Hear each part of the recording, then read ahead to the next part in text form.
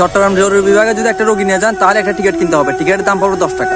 টিকিটটা কেনার পর যদি রোগীকে ভর্তি করে দেন তাহলে আরেকটি টিকিট কিনতে হবে। টিকিটটাতে দাম থাকবে, লেখা থাকবে 15 টাকা, কিন্তু টিকিটটা কিনতে হবে 20 টাকা দিয়ে। তারপর টিকিট কেনার পর রোগীকে নির্দিষ্ট ওয়ার্ডে নেওয়ার জন্য একটা হুইল চেয়ার দরকার। হুইল চেয়ারের দাম নিবে 100 টাকা।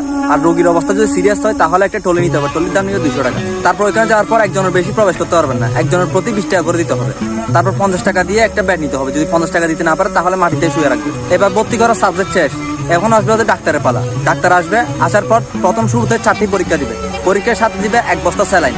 স্যালাইনগুলো আপনার পরীক্ষার রিপোর্ট আসা পর্যন্ত স্যালাইনগুলো অনবরত চলতে থাকবে। তো রিপোর্টটা আসা পর্যন্ত এরপর ডাক্তারটার পালা শেষ। আরেক ডাক্তার আসবে, ডাক্তারটার রিপোর্ট দেখার পর সে আরেকটা পরীক্ষা দিবে।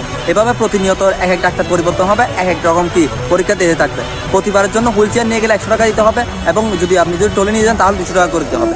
আর প্রতিবার ঢুকতে বেরোতে কি ওয়ার্ড বয়কে দিতে হবে কিছু টাকা, খুশি করতে হবে। দারোয়ানকে দিতে হবে 50 টাকা করে, খুশি করতে হবে।